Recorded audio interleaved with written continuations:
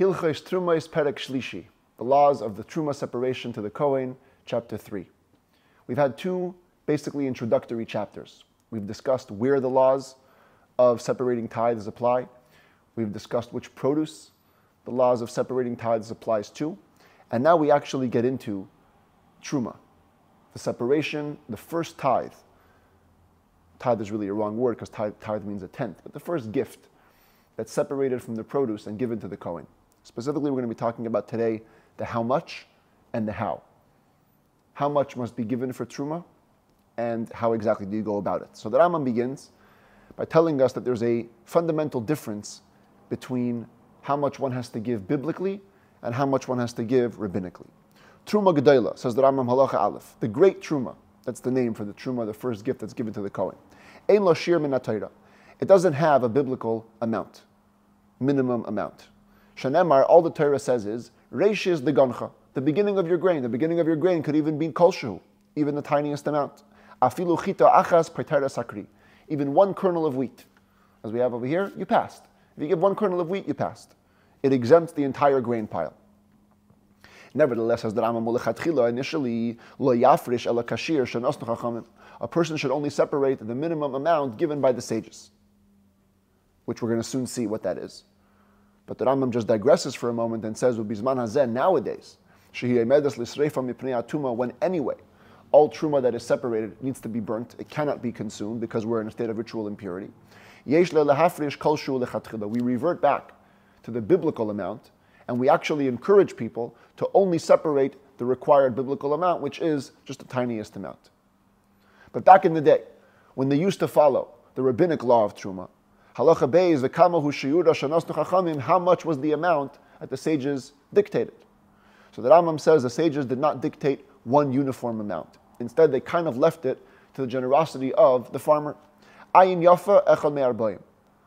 A generous eye gives 1/40th of the crop as truma. The habeinanis echad michamishim. The average eye gives 1/50th. This is the amount we typically use because it is the average amount of truma, 2% to the Kohen. Ra echad mishishim. The less generous, what the Rambam calls even the evil eye, only gives 1/60th to the Kohen. But no less than 1/60th. So you have the choice. 1/40th, 1/50th, 1/60th. Halacha Gimel, kol truma she'ena kohenim, makpidin aleha. Any truma gift, which we know the Kohenim wouldn't be particular about chasing it down. For example, it comes from cheap materials. Going truma hacharuvin, the haklisin, like truma taken from carob and from klisin. Klisin are a kind of a cheap fig. So, yeah, you have to take truma from them, but the Kohenim are not going to be particular in getting a hold of it. So there, we don't leave it to the generosity. We tell the farmer, to begin with, just take 1/60th. Take the least possible amount, because anyways, they don't care about it so much. The following types of truma should also be taken to begin with at the least amount, 1/60th. Trumas gidule truma, the eruve truma. Truma that must be taken from product that are aftergrowths of truma. We're going to see some of these cases later on in these laws. If you take truma produce, if a Kohen takes truma produce and he replants them in the ground and they grow, those are called gidule truma. And even though they come as an offspring of truma, truma must be taken from them as though they are a regular type of a growth. But when you take that truma, take the least. Same thing as if you have a mixture of truma, where this is going to be a big focal point in these laws. The technical term is called meduma. Meduma means where you have a mixture of truma and things that are not truma. And sometimes you'll have to take some truma from it. Again, you take it at the least, the lowest common, the lowest required amount, 1/60th. Utruma tmeya, shahisa tuma ba'ines bishgaga. If the truma is going to be impure by circumstance beyond your control or inadvertently, the crop from which you're supposed to take truma became impure. In this case, you only take it at the least amount. Utrumas hekdesh, truma that's taken from consecrated crops. We want the temple treasury to lose the least, so only take 1/60th. Utrumas chutz haaretz, truma taken from product that grew in the diaspora. Utrumas haketzach, truma taken from caraway seed. That's over here on the bottom left. V'haklisin, we mentioned those before. Cheap figs. V'hacharuvin, the carob, also mentioned before.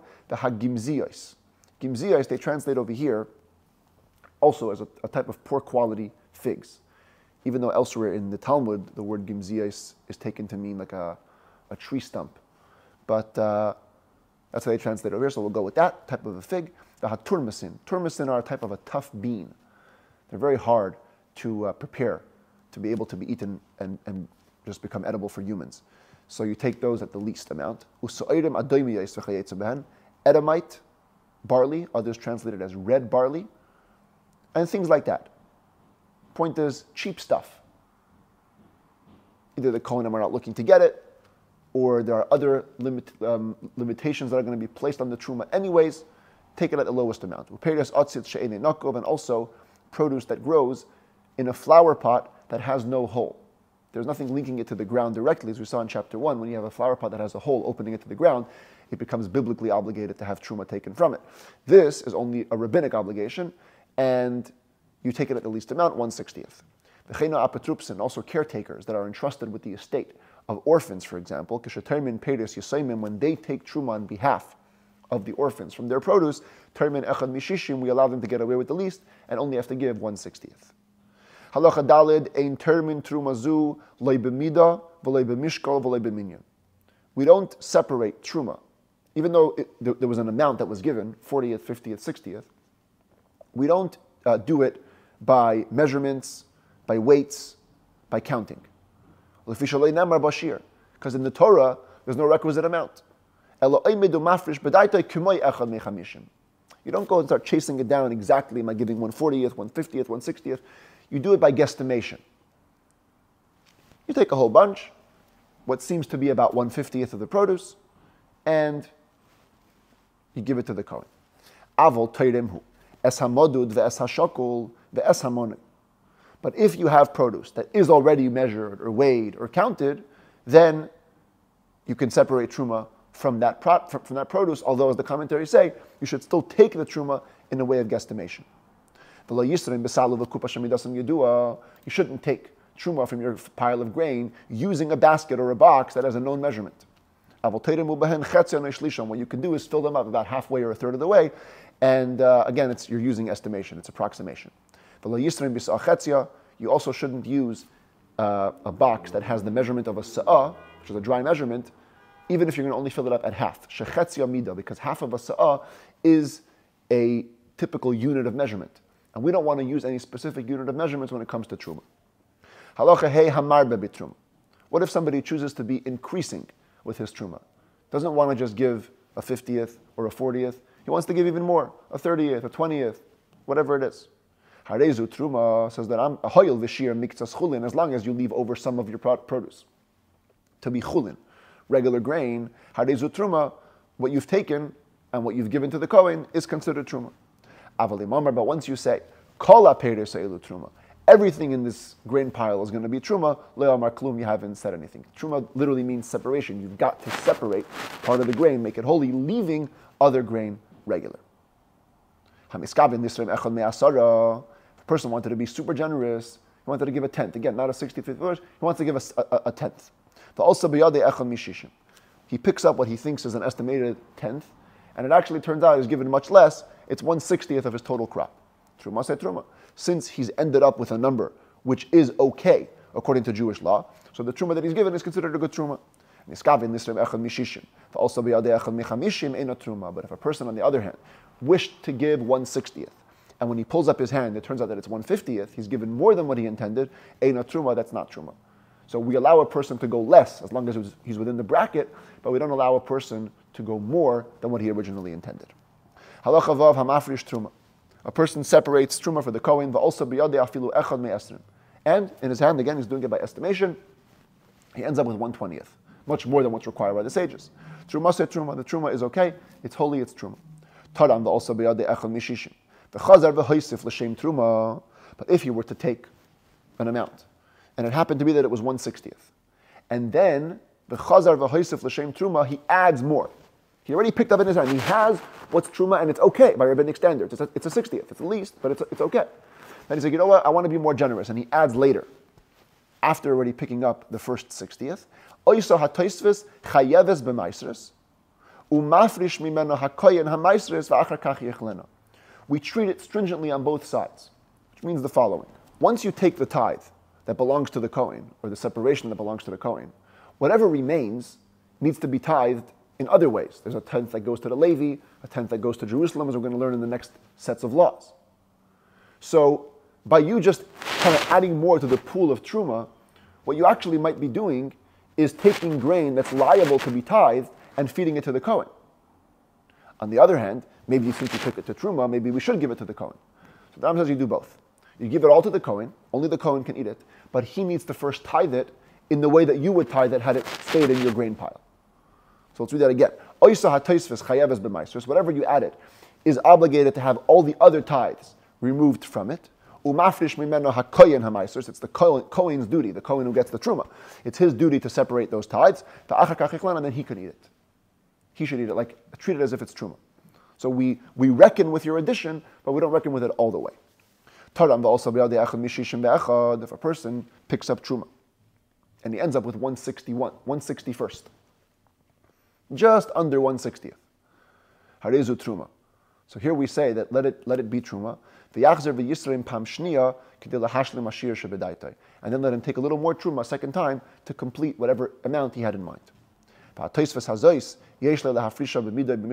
time around, when you add, you should take it with exact measurement or weight or number. However, when you take it, you should treat it like regular Truma and only take it min hamukaf. Min hamukaf, we're going to see later on in this chapter, it means that it should all be together, attached. It shouldn't be in two different rooms or in two different spaces. Halacha zayin hamafrish miktsas hatruma. If somebody separates only a portion of the amount that he originally intended to be given as truma, that little amount is actually considered not to be truma at all. It remains part of the grain pile. The afal became, nevertheless, since you've removed it from the grain pile, it now needs to be dealt with on its own. The truma that needs to be taken from this portion needs to be separated from it. You should not separate whatever needs to be separated from this pile from other fruit, because you've detached it and it becomes its own unit. You have two piles of the same type, the same species of produce. In total, you're obligated to give a certain amount of truma to the Kohen. What you did was you pulled out some of it from this pile, some of it from the other pile. You cannot now separate any more tithes from one pile into the other. You've made them two separate piles. If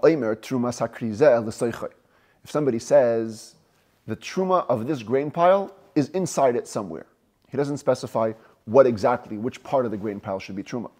If he was a little more specific and he said the truma is going to be in the north side or the south side of this pile, he has called it its name, which means he's done a halachically effective deed.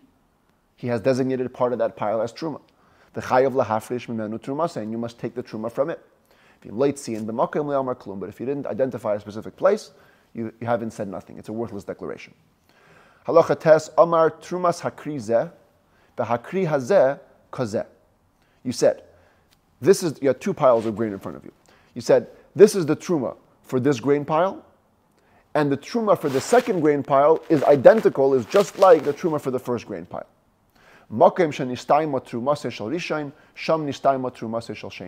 So because you've attached the second truma to the first, however much truma you're giving from the first pile, that's exactly the amount that has to be taken from the second pile. Halacha yud trumas meiser.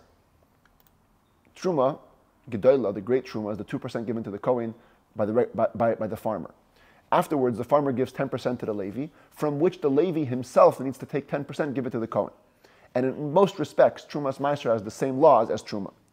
So the Rambam says, with one difference, trumas meiser, this truma that's taken from the meiser, the 10% which the Levi takes for the Kohen, from the 10% which is received from the Jew, we don't follow the guesstimation rule. No approximation. He must be exact and precise with the amount. Even nowadays, when anyway it's going to be impure, because here, unlike the regular truma where it just says the beginning of your grain, here it says ma'aser min ha'ma'aser. In Torah it says give a tenth of the tenth. So it's clear it has to be 10%. And therefore, davar shadarker limdoid moedet, produce that is usually measured by volume, should be measured by volume. V'davar hanishkal shaykel, produce measured by weight should be weighed. V'davar she'efshar limnaisai b'inah, and if it can be counted by number, it should be counted by number. Haya efshar limnaisai u'leshaklai u'lemadadai. If you're able to both count it, weigh it, and use volume, hamayna meshubach. So then, if you count it by number, you're praiseworthy. V'hamayded meshubach mimenu, and if you go by volume, you're even more praiseworthy. V'hashaykel meshubach mishnan, and if you weigh it, you're the most praiseworthy. The ideal way to separate truma, when you have to give it in an exact way, is to figure out the weight and give a tenth of the weight to the Kohen.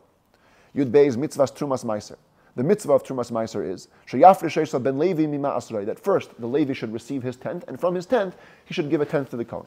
Shenemar, because it says in the verse which talks about trumas meiser, ki sikchu me'es b'nei Yisrael ha'maser. When you take from the Jewish people your tenth, then you give. The end of the verse that the Rambam doesn't quote. It says v'harei meisem menu trumas Hashem maser min ha'maser. Then you separate tenth of the tenth. However, v'yesh li Yisrael lahafrish esha v'litna l'kohen. If it's not the ideal circumstance, the Jew, the farmer himself, can do that separation for the Levi. He can figure out how much he's giving to the Levi, the 10%. He can do the math, take the 10%, give it to the Kohen straight, and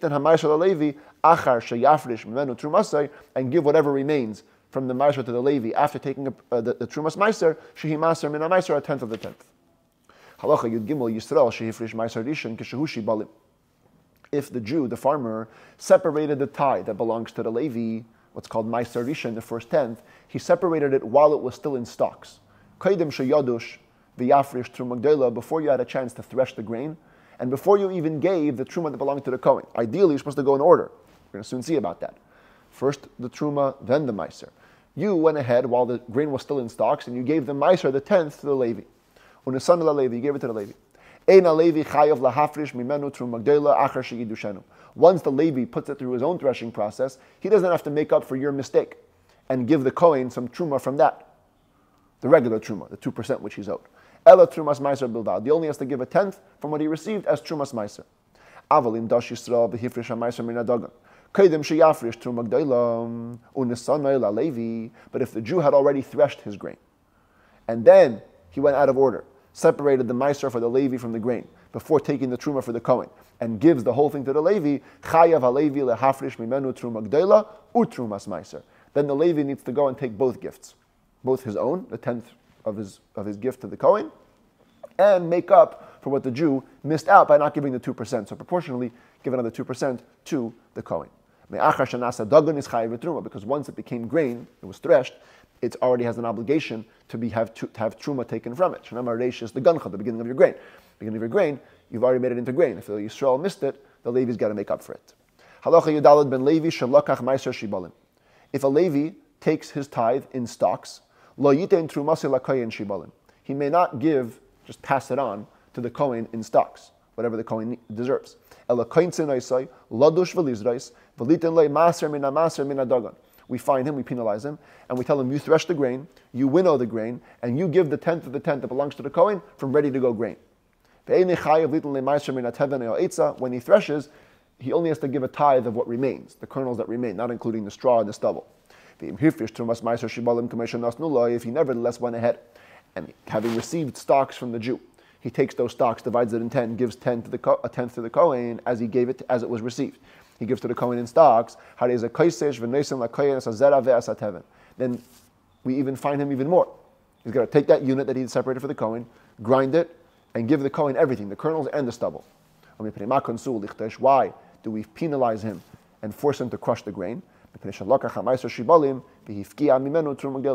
the meiser in stocks, he has lifted the obligation of giving the extra 2% to the Kohen. The Kohen is losing out on account of the Levi taking in stocks, and therefore we give him the penalty of having to do more to make it ready to go for the Kohen to eat. Halacha Tezvav ben Yisrael she'amar leLevi. A regular Jew tells a Levi, Kach amar li Abba, Maaser lecha biyadi. My father told me, before he died, let's say, that I have some meiser grain that is owed to you. Ein cheshashim letrumas meiser shabai. We don't have to worry that there is an obligation not just to give the meiser to the Levi, but that the Levi has to also give trumas meiser to the Kohen. Shari aviv hifrish trumas. We can assume that the father took the part that was fit for the Kohen and already gave it to the Kohen. And therefore he told the son, give the meiser to this specific Levi. I've already taken care of all the back end work. Let him go home with it and eat it. But if the son tells the Levi, Kach Amar li Abba, my father told me I have a specific amount, a kor, which is 30 sa'ah, of meiser in my hands. We do worry that perhaps the trumas meiser needs to be separated. When the Levi takes it home, he should separate a tenth and give it to the Kohen. If trumas meiser, if it at least has the quantity of being an eighth of a loig, usually we use the word revius, which is a quarter of a loig, this is a shminis, an eighth of an eighth, so a 64th of a loig, it's still worth it to be brought to the Kohen. The Kohen would appreciate it. Less than that, you don't have to take care to bring it to the Kohen, you just throw it into the fire and burn it. But if it's wine or oil, even the smallest amount, you must bring it to the Kohen. So long as provided that it's certain trumas meiser, not being taken out of doubt, and it's ritually pure. But if it was tamei, or it was demai is an important word to learn because we're going to have it a bunch of times. Demai is an Aramaic word that's a conglomerate of two words. Da-mai. What is this? It basically refers to produce in which we're in doubt whether it was tithed, and the halacha is that you have to tithe it again, just in case it wasn't tithed, but that's called demai. It has a lower status. So then, but if the wine or the oil, in this case of demai, was so little, it didn't have that amount of an eighth, so you don't have to worry about it and just burn it. Halacha Yud Zayin ein termin truma gdela ela min hamukaf. A very important rule when it comes to truma, the great truma, the 2% goes to the Kohen. It must be separated min hamukaf from that which is attached. Keita, what does that mean? You have two rooms. Each one has 50 sa'ah of grain. You should not separate 2 sa'ah from one house to cover all the 100. You have 100 in total. A 50th, 2% is 2. So you would think, I'll just take 2 from here and it'll cover both homes. No. What's in here is all in one location, it's all attached, it needs to have its own truma. What's in here needs to have its own. Because if you take 2 from here for the whole thing, you're separating from one place into the other place. But if you didn't do it as it was supposed to be, and you took the truma, not in an attached way, truma, what you've taken is considered truma. So long as what you separated is protected. But if you were loaded up with barrels of wine or oil, and you saw they're about to break, so you said, I want them to be truma and cover the produce in my house that also hasn't been tithed yet, even though it's not in the same location. And you know that it's going to break, so it's going to be worthless anyways. Le'amar klum, you haven't said anything when you get home. You got to take truma from whatever remains in your home as well. Produce scattered in a room. There are 2 piles in one home. It's all considered to be attached. It's in one location, and you can take truma from one pile or from one area of the scattered fruit and cover everything. Sacks of grain, cakes of figs, barrels that are full of dried figs. If they're all in one place, you can take truma from one sack for all the sacks. Barrels of wine. Before you close the lids, you can take truma from one barrel for all the barrels. Once you've closed the lids, each barrel turns into an individual unit. You must take truma separately from each one. Person was gathering bunches of vegetables, putting them in the garden. He takes from one, truma from one bunch, covers all the bunches. And once he brings in another species of vegetable, you must take truma individually from each bunch. If you brought a bunch of species of vegetable in one box, if you have, let's say, cabbage on top, cabbage on bottom, and another species in the middle, even though on top and on bottom you have the same species of cabbage, you may not take truma from one pile of cabbage for the other. If you brought together 5 piles of grain in one granary, if the fundamental collection of the grain, in other words, you never took it out of the granary. If it's all there, then you could take truma from one pile onto all the piles. If the fundamental granary is no longer extant, in other words, you've already begun to move the piles from the granary, then whatever piles remain need to have truma taken individually from each one. The trumas meiser, which the Levi takes to the Kohen, Doesn't have to be given from all the produce in the same location. Shenemar, as it says, Mikrel Masrei Seichem Tarimu Truma. Now this verse doesn't really appear anywhere. The commentaries point to these two verses. Mikrel Masrei Seichem Tarimu. From all your maisers, you can take one truma. That basically means afilu maiser echad b'medina zu, maiser echad b'medina acheres. A Levi has received two sets of tithes in two different countries. Mafrish truma me'echad ala kerli can take in total the 10% from one pile, covers them all, give it to the Kohen. Talmidei chachamim ein terminal min mukaf afilu trumas maiser. The Torah sages would only take from things that were attached in the same location, even when it came to trumas maiser. Chaf Aleph ben Levi shehaya le maiser rishon shelo nitla mimenu trumase. A Levi had in his hands tithes, maiser rishon, from which he had not taken trumas maiser. And he left it on his table. He figured, you know what? This is going to become my trumas maiser fund. Since you don't have to remove it from mina mukaf, it doesn't have to be attached. So he's going to take this this bundle of grain, put it on the table, and every time he needs to take trumas maiser from any maiser he receives, he'll take it from there. Masha asa asoi. What he did is done. Shenemar, because it says in an earlier verse, Ki es ma'asar b'nei Yisrael asher yarimu laHashem truma, because the meiser of the Jewish people, which they separate to God as truma. Sounds like you can designate the entire meiser as truma. Malamed, this teaches us shehu oises kulei truma la'acher. You can make the entire trumas meiser, the entire meiser which you've received, into trumas meiser for other things. Chav beis hifrish mimenu trumas meiser tchila. If you first separated the trumas meiser for this unit, and then you left it on your table to continually separate from it, until it all becomes trumas meiser and you'll give it to the kohen, you haven't done anything. You've taken the holy part from it. So long as the holy part still remains within it, you haven't designated the trumas meiser, you can use it for other things. If the holy part of it no longer remains inside it, you can no longer use it to help for other grains as trumas meiser. Similarly, if you left fruits to constantly be separating for them, truma, they have to at least be in a state where no truma was ever removed from them. If you use them, you left this pile as a way to continually separate your tithes. You have to have never separated the meiser from it. Once you do, the holy part is no longer in it. It's just regular grain, and it cannot be used to account for other things. A very important mitzvah. When we separate the tithes, truma to the Kohen, masha to the Levi, mafrishin oisan ala seder, they must be followed in the right order, separated in order. Ketzah, what does that mean? Mafrish bikurim tchilo lakol. First things first, you take bikurim. It's the first fruits. We're going to learn about those later in a separate set of laws. The achakach truma gdela, then you take the big truma to the Kohen. The achakach ma'aser rishon, then you take the first tithe to the Levi. The achakach ma'aser sheni and ma'aser ani, and then you take either the second tithe that goes to Jerusalem or the gift to the poor, which we saw in the last set of laws.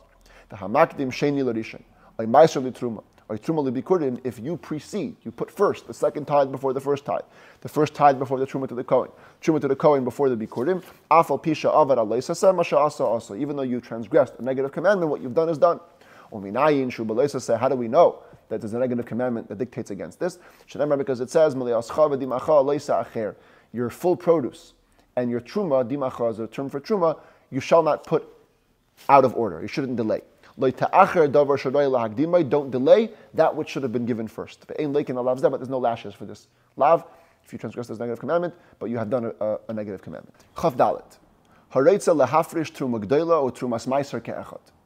A person who desires to separate the great truma for the Kohen and the trumas meiser, which is supposed to go from the tenth of the Levi to the Kohen, as one. What does this mean? We said before that the Jew, the farmer himself, if he wants, he can save the Levi work. Instead of giving the Levi a tenth, and he taking 10%, give it to the Kohen, the Jew will calculate that from the outset. So what if a Jew wants to do it both as one? He wants to separate whatever is going to the Kohen from his crop together. So follow the math a little bit. It's a little bit complex, but not too complex. Mafrish echad mishleisha u'shleisha mushlish. You take from the crop 1/33.3, which is basically 3/100ths of the crop. If you can divide the crop into 100 parts, it's 3 of those 100th, which basically is the truma and trumas meiser, because truma is 2/100ths It's 1/50th. And the Trumas Meiser is going to end up being 1/100th because the Meiser is a tenth, which is 10/100ths. And of those 10, one will go to the Kohen. So you're basically holding 3/100ths in your hand, which is the total of Truma and Trumas Meiser. However, you have to go in order. So therefore you say the following. V'omer, you say, Echad mimeya sheyesh kan, one of the hundredths that's in my hand, I have 3/100ths. One of those hundredths, harehu b'tzad zeh she'ifrashti, is on this side, one of those 300 that I've separated. V'arehu chulin. Right now, I want to declare it as regular grain. It's going to turn into Trumas Meiser in a minute, but for now it's regular. The other 2/100ths that I separated is Truma for the entire crop. That's 1/50th. The Meiser, the 10%, which is ultimately going to belong to the Levi, proportionate to all the 100 pieces that I have here, is on the other side of the grain that I've separated. Then you go back to the 100 that remains, over and above the 200 that I separated for Truma. Trumas Meiser ala koil is now Trumas Meiser for everything, and thereby you've covered the proper sequence, and you've saved the Levi work, giving Truma and Trumas Meiser together.